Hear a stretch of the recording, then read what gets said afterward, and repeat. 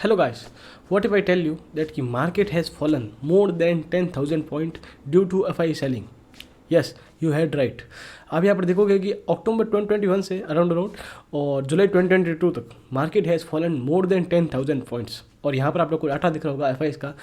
F ने continuously selling की है 10,000 करोड़, 20,000 करोड़, 30,000 करोड़ कंटिन्यूसली वो मार्केट में सेलिंग कर रहे थे। Due to that market has fallen in such a big way. So इस केस में आप देखोगे कि एफ का डाटा है कितना अच्छा रिलेवेंस हो जाता है। आप डेली मार्केट के केस में भी देखोगे कि market has fallen 500 points, 700 points, या फिर market has fall rise 500 points, 700 points, 1000 points due to F buying and selling. ऐसे काफ़ी बार आर्टिकल्स आते रहते हैं। आप डेली बेसिस पे देखोगे, अगर वीकली बेसिस पे देखोगे, इन दी एंड जो है वीक में एफ की सेलिंग थी due to that market has not risen up much. तो ये काफ़ी बार इसके आर्टिकल्स आते रहते हैं।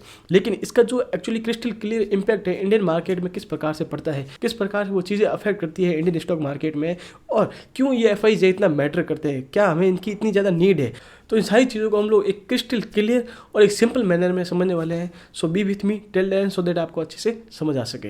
हम इस चीज़ को थोड़ा सा ब्रॉडर व्यू में समझने की कोशिश करते हैं।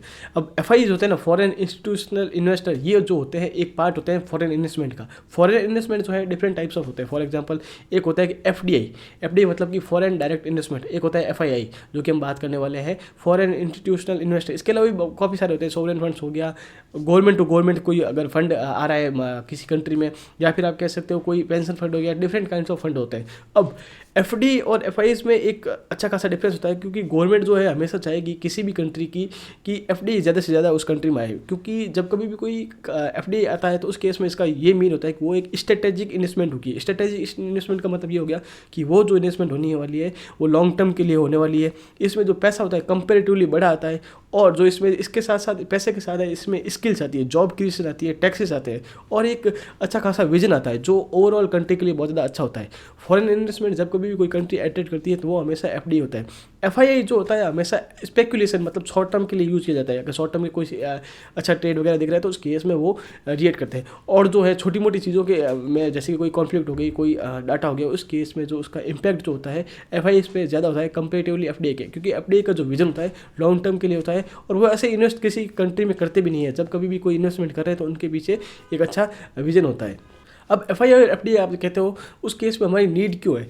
अब आप देखोगे इंडिया जो है एक डेवलपिंग कंट्री है। डेवलपिंग कंट्री का मतलब ये हो गया कि कोई हमारी जो कंट्री है वो ग्रो हो रही है, ग्रो हुई नहीं है। अब आप वेस्ट की साइड जाओगे, जैसे कि कोई पूरा यूरोप हो गया अराउंड, और उसके अलावा अमेरिका हो गया, तो वो एक डेवलपिंग इकोनॉमी है। डेवलपिंग इकोनॉमी का मतलब ये हो गया कि अगर उनको किसी भी प्रोजेक्ट में चलाना है या फिर किसी कंपनी में फंड की नीड है तो वो इंटरनली कैप्चर कर सकते हैं। उनके पास इंटरनली इतना अच्छा खासा पैसा है कि उन्हें बाहर के फंड की कोई ज़रूरत नहीं है। लेकिन इंडिया के केस में ऐसा नहीं है। हमें अगर कोई भी किसी भी चीज़ में बड़ा पैसा चाहिए, या फिर हमें किसी भी केस में स्टॉक्स को डाइल्यूट करने हैं, या फिर वेरियस रीजन से हमें एफ की ज़रूरत होती है, एफ की ज़रूरत होती है। अब मान लीजिए कि हमें कोई प्रोजेक्ट पे काम करें। फॉर एग्जाम्पल आप देखोगे कि बुलेट ट्रेन वाला प्रोजेक्ट हो गया, उसमें क्या होगा, अच्छा खासा आप देखोगे जापान का इन्वेस्टमेंट है। तो ये एक चीज़ होगी कि हमें एफ की किस प्रकार से गवर्नमेंट टू गवर्नमेंट लेवल पे की भी ज़रूरत होती है। तो इसका हम अगर एक प्रैक्टिकल एग्जाम्पल देखें तो उस केस में आप देख सकते हो रिलायंस के केस में, कि जब कोरोना का केस हुआ था उस केस में जो इन्वेस्टमेंट आ रहा था फ्रॉम द वेरियस फॉर्म, जैसे कि फेसबुक हो गया, सऊदी के इन्वेस्ट हो गए, तो वो रिलायंस में इन्वेस्ट कर रहे थे,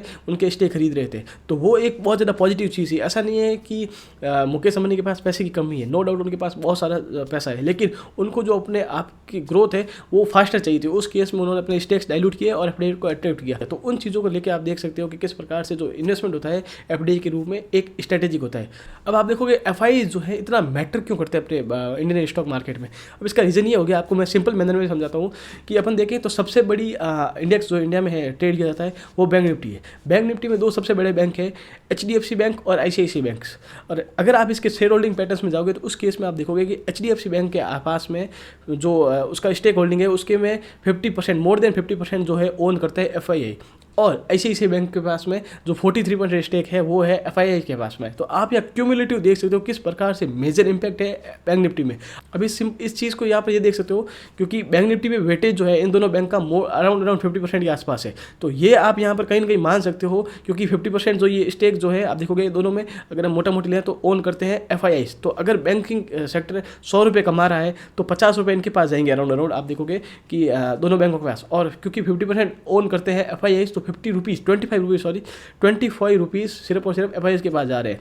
मतलब कि 100 रुपये अगर बैंक निफ्टी कमाती है तो उस केस में ₹25 अर्निंग हो जाएगी FIs के पास। अब इसका मतलब ये बिल्कुल भी नहीं है कि मान लीजिए कि बैंक निफ्टी में 500 पॉइंट्स का मूवमेंट होता है तो उस केस में 125 पॉइंट्स का मूवमेंट होता है सिंपली ड्यू टू FIs होगा, ऐसा बिल्कुल भी नहीं है। लेकिन क्योंकि काफ़ी बार ऐसा होता है कि जो मूवमेंट आता है ना वो टेक्निकल बेसिस पे आ जाता है, उसमें इतनी ज़्यादा लिक्विडिटी होती नहीं है, इतना वॉल्यूम होता नहीं है।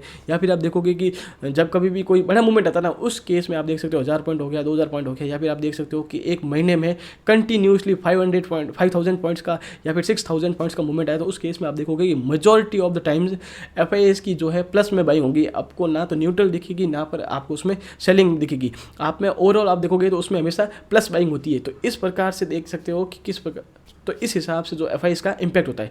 अब ये चीज़ होती है कि आप FIs को किस प्रकार से प्रेडिक्ट कर सकते हो, किस प्रकार से एनालाइज कर सकते हो। अगर मैं एनालाइज करने जाऊँ अबाउट द FIs की, मुझे आइडिया लगाना है कि आने वाले 3 या 4 दिनों में जो FIs है कितनी सेलिंग कर सकती है, वो आप देख सकते हो कि आपको अनुमान लगा रहे हो कि 40,000 करोड़ या 50,000 करोड़ का सेलिंग कर सकती है, या फिर 50,000 40,000 करोड़ के आसपास वो बाइंग कर सकती है। तो इस प्रकार से अनुमान लगाना चाहते हो तो ये एक गलत मेथड होगा, क्योंकि एक्चुअल नंबर जो है FIs के मेंबर्स जो है खुद नहीं बता सकते, क्योंकि वो हमेशा कैलकुलेट नंबर को कभी भी ट्रेड नहीं करते। वो डिफरेंट टाइप्स ऑफ नंबर को ट्रेड करते हैं और डिफरेंट टाइप्स ऑफ सिनेरियो को ट्रेड करते हैं। तो नंबर कभी भी आप ट्राई मत करो प्रेडिक्ट करने का, आप एक सिनेरियो क्रिएट करो। इनिशियली आप एग्जांपल देखोगे तो उस केस में क्या हुआ था कि अक्टूबर से लगाकर अराउंड जुलाई तक कंटिन्यूसली फॉल आया था। जुलाई में अच्छा खासा राइज हुआ था, लेकिन जो है जून तक अच्छा खासा फॉल आया था। अब फॉल ये क्यों आया था, यहाँ पर आपको समझने की जरूरत है। अक्टूबर के आसपास आप अगर होते तो उस केस में आप देखोगे कि जो रशिया यूक्रेन का क्राइसिस है वो अच्छा खासा चल रहा था।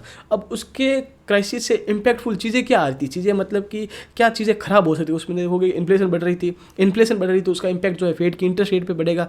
फेड इंटरेस्ट रेट बढ़ेगा तो उस केस में क्या होगा, कॉस्ट ऑफ बोरोइंग, FIs का जो पैसा होता है ना वो मान लीजिए USA से आ रहा है फॉर एग्जाम्पल, तो उस केस में क्या होगा कि वहाँ से वो बोरो करेंगे, और अगर इंटरेस्ट रेट बहुत ज़्यादा हाई है वहाँ पर तो वो क्या करेंगे, वो पैसा वहीं रखेंगे। वहाँ पर क्या है, कॉस्ट ऑफ बोरोइंग बढ़ जाती है, तो उस केस में FIs पे अपना इन्वेस्टमेंट नहीं करेगी। तो यहाँ पर आप देखोगे उसके कारण फॉल आ रहा था उसके बाद में।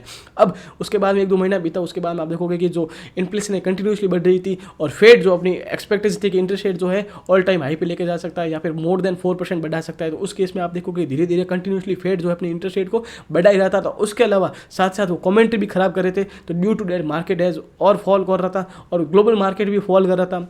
और उसके अलावा देखोगे कि ऑल ओवर जो ग्लोबल चीज़ों में इन्फ्लेशन जो है एक अच्छा खासा स्पाइक ले रही थी। अगर किसी भी कंट्री में जो इन्फ्लेशन है बहुत ज़्यादा हाई है, फेड की या फिर आप कह सकते हो कि सेंट्रल बैंक की जो इंटरेस्ट रेट है बहुत ज़्यादा हाई है, उस केस में जो नुकसान जो होगा बहुत ज़्यादा बड़ा होता है, क्योंकि वहाँ पर जो है सेविंग बढ़ जाती है, एक तो चीज़ ये होती है, और जो आप जब बोरोइंग करने चाहते हो किसी बैंक्स के पास में उस केस में वो ज़्यादा कॉस्टली होती है due to high interest rate. तो ये जो चीज़ें हैं उस हिसाब से FI जो है उनको लग रहा था आने वाले 1-2 साल या 6 महीने 7 महीने में जो मूवमेंट है इन अपकमिंग वो खराब हो रहा था। उसी हिसाब से FIs जो है धीरे धीरे 10,000 करोड़ 20,000 करोड़ जैसे उनको इंश्योर हो रहा था कि 1-2 साल में 1-1.5 साल तक कंटिन्यूसली फॉलिंग आ सकती है, उस केस में उन्होंने 40-40 50,000 करोड़ तक वो सेलिंग कर रहे थे।